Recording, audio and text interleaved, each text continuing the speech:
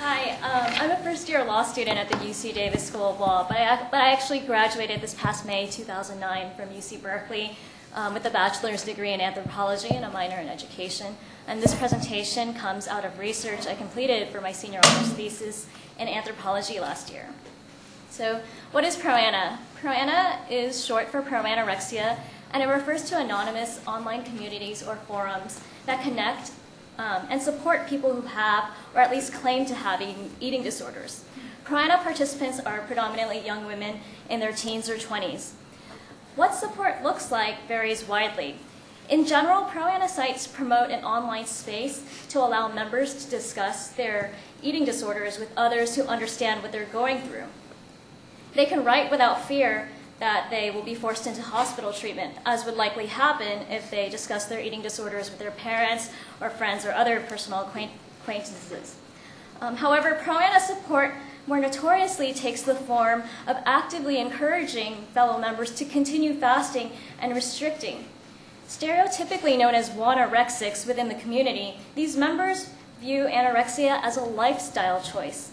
They trade tips on losing weight, discuss ways of skipping meals without their parents finding out, and post inspiration or photos of beautiful and very thin female celebrities to inspire members to achieve this ideally thin body. So understandably, pro-anorexia communities have caused controversy. In 2001, when ProAna sites first began surfacing, activist, medical, and parent groups succeeded in petitioning Yahoo.com to ban ProAna groups. But not all websites have banned ProAna communities, often out of reluctance to limit free speech. And one site that does not ban ProAna is LiveJournalcom, which most of my research focused on. The community that I looked at was called ProAnorexia, the world's largest pro-anorexia site with 24-hour posting. And as far as I know, it is the largest ProAna community on the web. With over 19,000 members at one point in my research and over 2 million posts by August 2008, there really were members posting at all hours of the day. And I came across the site in April 2007 while I was researching eating disorders for a medical anthropology course. And while I was alarmed at what was going on, I was also intrigued at how these participants were enacting a sort of ironic resistance to conflicting mainstream ideas of health, beauty, and gender identity. I continued observing the community for the next 2 years for this senior honors thesis, using a combination of content analysis, participant observation, and online interviews with members. To get into the community, prospective members have to apply. And when I applied, there was a one month waiting period to get in with several rules to comply with.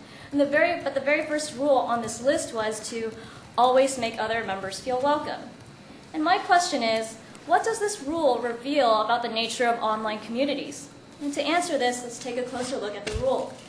Underneath the rule, it explains, remember, you are dealing with mentally disordered people that are socially withdrawn, suicidal, unable to cope with criticism or normal comments about appearance. Don't assume they can handle comments a normal person could handle. Don't be sarcastic, belittle, or make fun of them. By explicitly stating these assertions, the moderators reinforce a public consciousness of the community's audience. From this brief text, it becomes apparent that there is a very strong concern within the ProAna community for the emotional well-being of their members. This is very different from a lot of other online communities. For example, while celebrity gossip communities post photos of really thin female celebrities, posting snarky comments is the norm, and even what makes the community thrive. By contrast, ProAna member comments and posts sometimes seem over the top in how affectionate they are to each other, posting hugs and hearts and XOs all over the post. And I think this is because on ProAna, there is this recognition that a lot of the members are probably emotionally distressed and that this is one of the only places they can go to for refuge. There is also recognition that some of the members may be suicidal. And the ProAna posts themselves reinforce these ideas. Countless of the entries detail all of the calories a member may have eaten that day, or describe how upset a person may be feeling. And some members even post photos of their bodies undergoing weight loss, or photos from scars from cutting. Concern for not offending one another and not wanting to get banned after waiting so long to get into the community leads to a lot of self-censorship and a rather strict conformance to the other rules. As I mentioned, there's debate within the community as to what support really means, whether it should mean promotion of open discussion versus active encouragement to develop an eating disorder.